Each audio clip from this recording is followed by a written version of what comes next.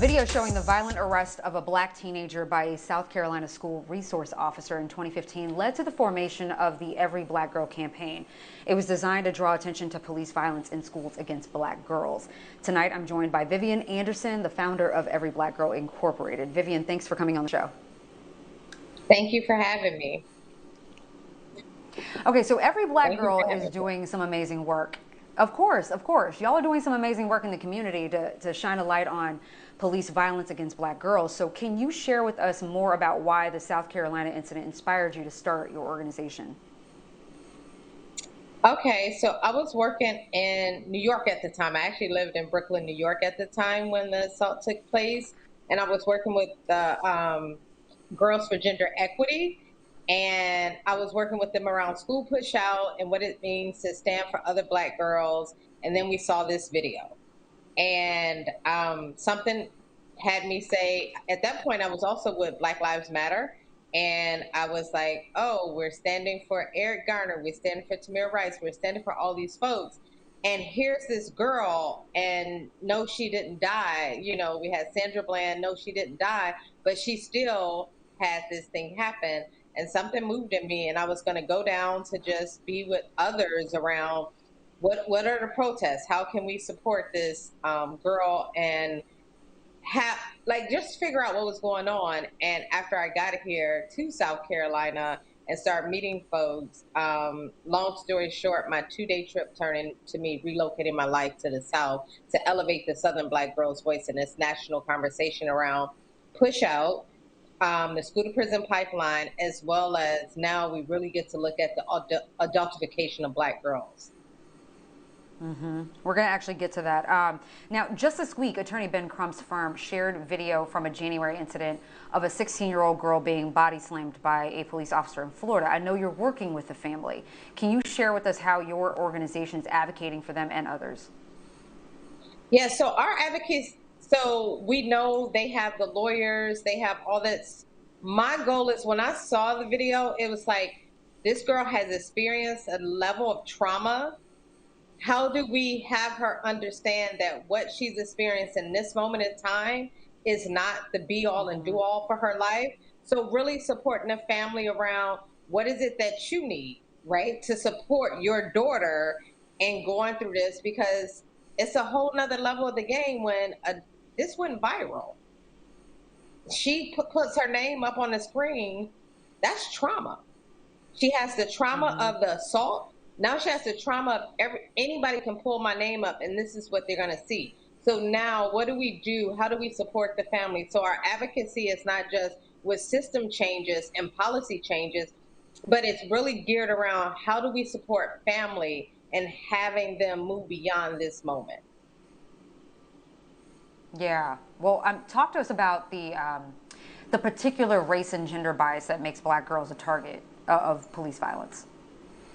Yeah, so I think I stayed in the South so long because, when I came here, what I saw that I didn't see, I was born in Chicago, raised in Detroit, went to school in Ohio, lived in New York for 20 years. So what I saw there is not what I experienced here, right? So I think we get to look at the historical context of enslavement. Never had any value until they were able to give some type of capital, right? And so I think one of the gender biases that we see is we don't see black girls as valuable. We actually don't see black girls. We look at them as like immediately, women. Black girls come out, you want to be a strong black woman. We don't let black girls have girlhood. So that's when we talk about the adultification of black girls. There's this thing around like, oh, they're fast, they're this, they're that, or they're loud, versus, oh, look at that inquisitive child. Look at that child. Black girls often aren't seen as children.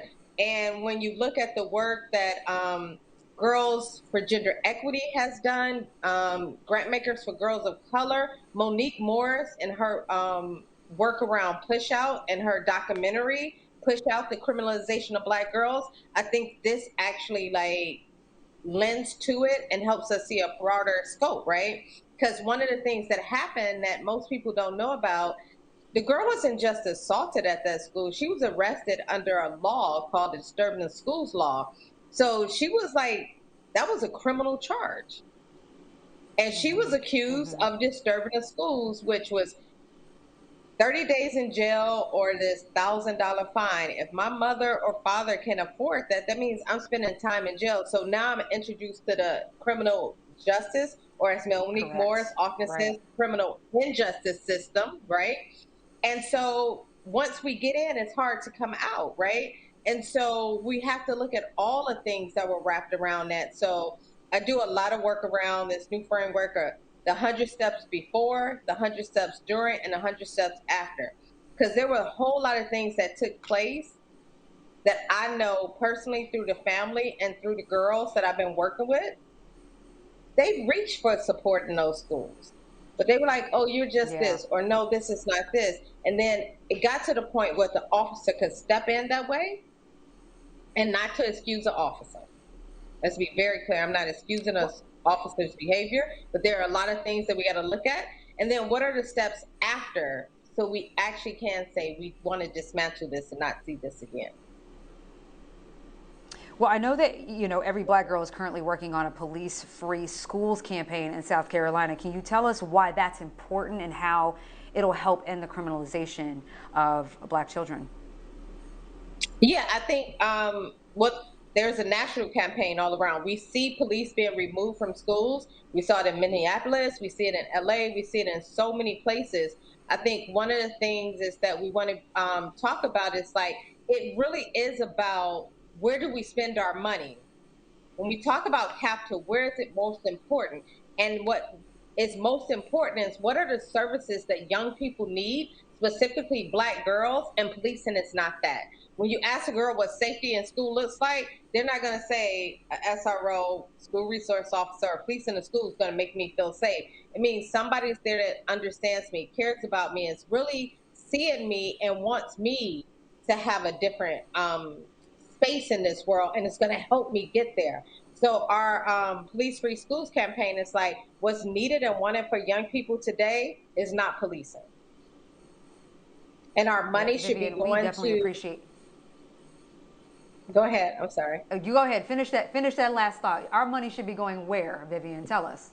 Our money should be going to actually resource the things that are going to have our young people thrive.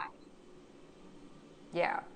Our Yeah. money should Not be just going to survive, but counseling, thrive. not survive, thrive. I'm very clear, like thrive. And what they look at is thriving, not going to how do we like police kids? How do we like shut them down? We always say children are the future. If we believe that, let's put our money behind it. Well, Vivian, I'm a fan of yours and I'm a fan of your organization, Every Black Girl. I follow y'all on all the social media platforms. Love the work that you guys are doing. Thank you so very much for coming on tonight. Such a pleasure. Thank you. Appreciate you for having me. I thank you so much. And also, our work is connected to your work with the missing Black girls, and we can talk about that on another day. We definitely will because we're going to have you back. Thank you. Thank you. I appreciate All your right, guys. work.